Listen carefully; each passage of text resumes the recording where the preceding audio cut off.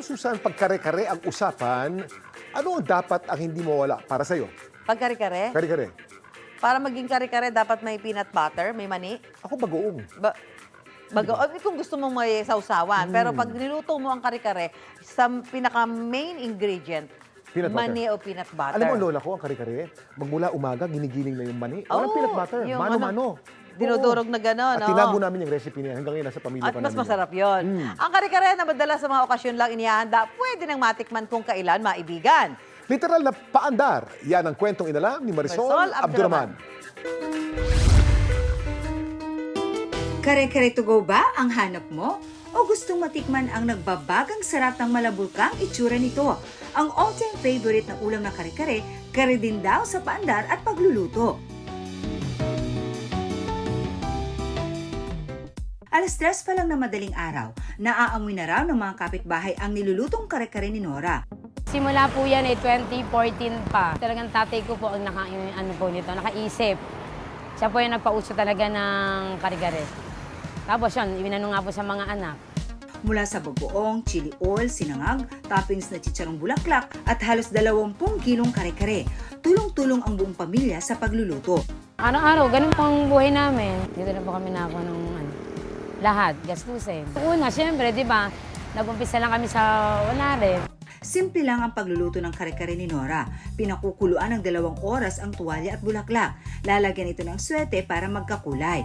Ihahalo rin ang galapong na magsisilbing pampalapot ng sabaw, durog na mani at iba pang pampalasa. At saka ihahalo ang mga gulay. Isinasakay nila ang kalde-kalderong kare-kare at kanin sa kanilang sidecar. Bago pumutok ang araw, pumupwesto na sina Nora at isa-isa na ang nagdadatingan ang kanilang mga suki. 50 pesos ang regular order at 110 pesos naman ang overloaded kare-kare. Ayos, masarap. Marami siyang mani. Kasi yung malapot siya. Araw-araw po talaga kami nakakain dito. Kasi suki na po kami dito. Masarap po kasi. Nag-uumapaw, nagbabaga at literal na malabulkan naman ang itsura ng kare-kareng ito sa Quezon City. Actually, hinango namin sa isang bulkan na kung paano namin buuin na yung bulkan is maging pagkain. Ever since kasi malakas itong crispy pata and then kare-kare. So, kaya naisip namin na why not pagsamahin yung pata at kare-kare. Last year namin inilaunch itong boneless kare-kare. Iba't ibang bersyon ng kare-kare ang kanilang inihahain, pero ang volcanic kare-kare raw ang kanilang best seller. May pagkakaiba kami kasi ang ginagamit namin is iba-ibang klaseng mani, may iba-ibang klaseng bigas, para ma-achieve namin yung lasa na mas the best na kare-kare.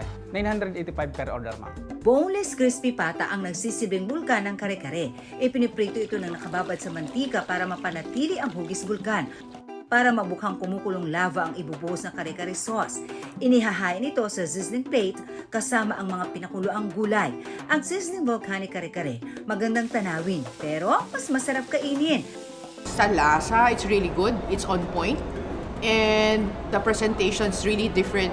This is the first time I've encountered na it's deconstructed pata kare-kare. Sa hilig magluto at kumain ng mga Pinoy, kung ano-anong pakulo na ang naiisip.